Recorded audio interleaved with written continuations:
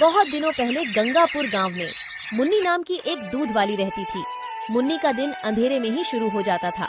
नींद से उठकर उसका पहला काम था गौशाला साफ करके लक्ष्मी को खाना खिलाना। मुन्नी लक्ष्मी को बहुत प्यार करती थी और लक्ष्मी भी उसकी प्यारी गाय थी। लक्ष्मी की देखभाल में ही मुन्नी का दिन बीतता था। मुन्नी विधवा थी। मुन्नी का पति शादी के कुछ सालों बाद ही मुन्नी को अकेला छोड़ गया। मुन्नी अपना भरण पोषण लक्ष्मी के दूध से घी बनाकर बेचती थी। मुन्नी के हाथों का घी पूरे गांव गंगापुर में प्रसिद्ध था। गंगापुर गांव में सभी निवासी मुन्नी से ही घी और दूध लेते। दिन रहते ही मुन्नी निकल पड़ती थी। घी ले लो, घी शुद्ध और ताजा घी ले लो, अच्छा घी ले लो। घी शुद्ध और ताजा घी ले लो, अच्छा घी ले लो, घी ले लो। मुन्नी मुझे 1 किलो घी चाहिए।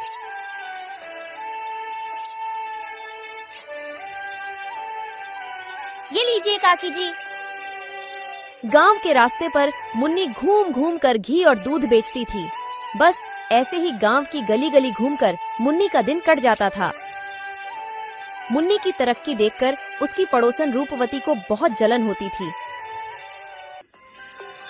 रूपवती ने विचार किया कि वो भी मुन्नी की तरह व्यापार करके पैसे कमाए। अरे हमारे पास भी तो एक गाय है, मैं भी मुन्नी की तरह घी दूध का व्यापार कर सकती हूँ। मगर मुन्नी का घी पूरे गांव में प्रसिद्ध है, तो फिर मेरा घी कौन खरीदेगा? हाँ, मगर एक सुझाव है मेरे पास, जिसे मुन्नी के सभी ग्राहक मुन्नी को छोड़कर मुझसे घी दूध लेंगे। मैं मुन्नी के घी के भाव से आधे भाव में लोगों को घी बेचूंगी। शुरुआत में घी एकदम शुद्ध बनाऊंगी। जैसे ही मुन्नी का घी दूध का व्यापार बंद हो जाएगा, वैसे ही मैं घी में मिलावट करना शुरू करूंगी। यहाँ सोचकर रूपवती ने घी का व्यापार शुरू किया।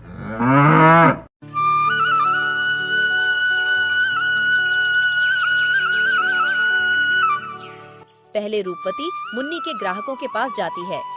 अरे रूपा काकी, घी ले लो, एकदम शुद्ध घी है, एकदम शुद्ध घी है। एक बार लोगी तो दोबारा याद करोगी। नहीं रूपवती, मैं तो मुन्नी से ही घी लेती हूँ। उसका घी एकदम शुद्ध और ताजा होता है। मैं क्या आपको खराब घी दूंगी क्या? मेरा घी तो मुन्नी के घी से भी अच्छा है। मुन्नी के घी से आधे दाम में है। आधे भाव में? अरे काकी, आप इतना घी लेने में सोच क्यों रही हो? पहले आप घी ले लो, घी अच्छा लगे तो घी के पैसे देना। ठीक है, अब इतना कह रही हो तो दे दो। काकी खूब खुश हो गई और काकी को रूपवती का घी बहुत पसंद आया। और फिर काकी ने यह बात पूरी गांव को बताई कि मुन्नी एक ठग है। फिर मुन्नी थोड़ा सा घी निकालकर पड़ोसी गांव में बेचने जाने लगी। मुन्नी एक दिन पड़ोसी गांव रामनाथपुर में अपना घी बेचने जाती है। तभी वहाँ एक ग्रामीण आकर मुन्नी को चिल्लाकर कहता है, मुन्नी, मैं तो तुम्हें अच्छा समझता था कि मुन्नी का घी एकदम शुद्ध और ताजा है, मगर रूपवती का घी तुम्हारे घी से भी अच्छा है और तुम्हारे घी से आधे दाम में है। मुन्नी ने चुपचाप सारी बातें सुनती रही। लक्ष्मी बता, मेरा क्या कसूर है? ये सब गांव वालों ने मुझे गलत समझा, क्यों समझा? बता, क्यों गलत समझा? लक्ष्मी। घर लौटकर मुन्नी दुखी हो रही थी।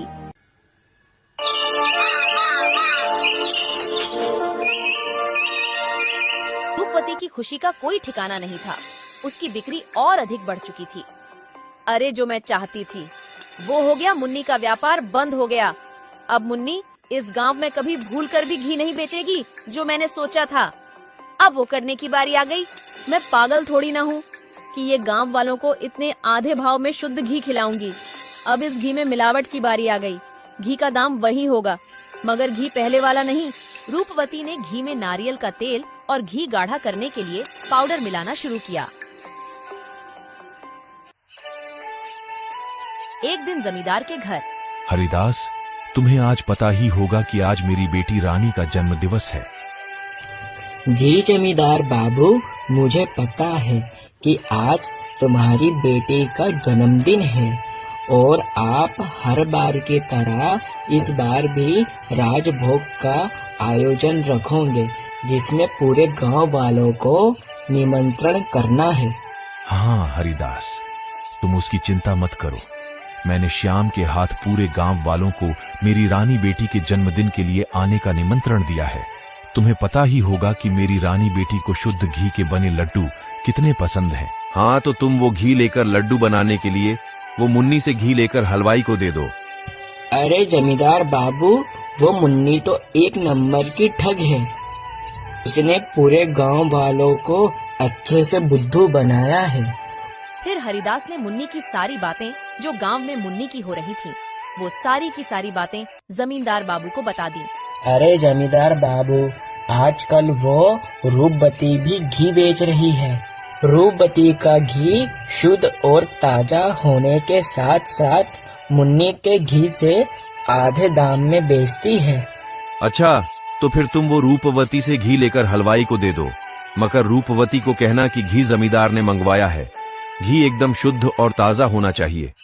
फिर हरिदास जमींदार के घर से चला जाता है और जमींदार सोचता है, मुझे तो हरिदास की बातों पर यकीन ही नहीं हो रहा है कि मुन्नी ऐसा कर सकती है। हरिदास को रूपवती रास्ते में ही मिल जाती है। अरे रूपवती, मैं तुम्हारे घर ही आ रहा था। अच्छा है, मगर तुम मुझे रास्ते में ही मिल गई। हरिदास काका, तुम मेरे घर क्यों आ रहे थे? मुझसे ऐसा क्या काम आन पड़ा? अरे रूपवती, मुझे वो 5 किलो घी चाहिए। क्या 5 किलो घी? वो आज जमींदार की बेटी का जन्मदिन है, तो उसी अवसर पे मिठाइयाँ बनवाने के लिए घी चाहिए था। हाँ, क्यों नहीं देती हूँ, देती हूँ। लो, पूरा 5 किलो घी है। फिर क्या हरिदास रूपवती से घी ले लेता है?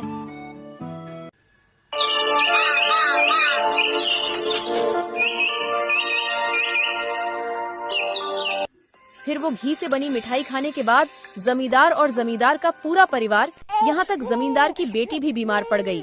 फिर जमींदार ने हरिया को तुरंत ही अपने महल में बुलाया। हरिदास, तुम वो घी कहाँ से लेकर आए थे? वो घी के लड्डू जिसने खाया है वो सभी बीमार हो गए, यहाँ तक मेरी बेटी के पेट में दर्द है। मैं सच कह रहा हूँ जमींदार बाबू, वो घी मैं रूपवती के पास से ही लेकर आया था। मैं सच कह रहा हूँ जमींदार बाबू। पहले तुम कह रहे थे कि रूपवती का घी एकदम शुद्ध है, तो अब क्या हुआ उसका घी शुद्ध है?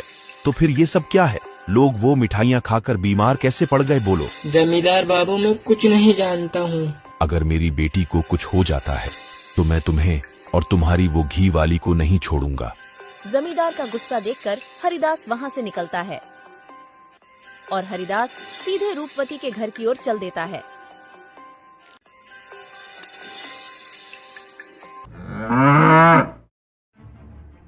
आज तो ये नारियल का तेल खत्म हो गया। कल के घी में मैंने सारा नारियल का तेल मिला दिया, पर अच्छा है कल का सारा घी तो जमींदार ने खरीद लिया। आज नारियल का तेल बाजार से लाती हूँ, उसके बाद घी बेचूंगी। रूपवती की सारी बातें बाहर खिड़की से जागते हुए हरिदास सुन लेता है। छी छी छी, रूपवती तुम इतनी नीचे गिर जाओगी, ये तो मैंने कभी सोचा नहीं कि तुम खानों की चीजों में मिलावट करोगी। तुम्हारे घी खाकर गांव के सभी लोग, यहाँ तक जमींदार की बेटी भी बीमार पड़ गई। छी छी, चलो चलो अब चलो जमींदार के घर चलो। फिर जो हरिदास ने सुना वह सारी बातें हरिदास जमींदार को बताता है। फिर जमींदार कहता है, रूपवती, तुम औरत होकर जरा सी भी शर्म नहीं है। तुम्हें तरस नहीं आया अगर मेरी बेटी को कुछ हो जाता तो? और तुम बेचारी मुन्नी को भी पूरे गांव में बदनाम कर दिया। ऐसा कोई करता है क्या? ऐसा कोई है जो दूसरे के पेट पर लात मारकर सुखी रह पाया है? तुम औरत जात हो, वरना मैं तुम्हें पुलिस के हवाले कर देता। मुझे माफ कर दो जमींदार बाबू, मुझसे बहुत बड़ी भूल हो गई है। मैं बहुत लालची हो गई थी। मैंने उस बेचारी मुन्नी के पेट पर लात मारी। मुझे माफ कर दो। अब से मैं ये घी बेचना बंद कर दूंगी।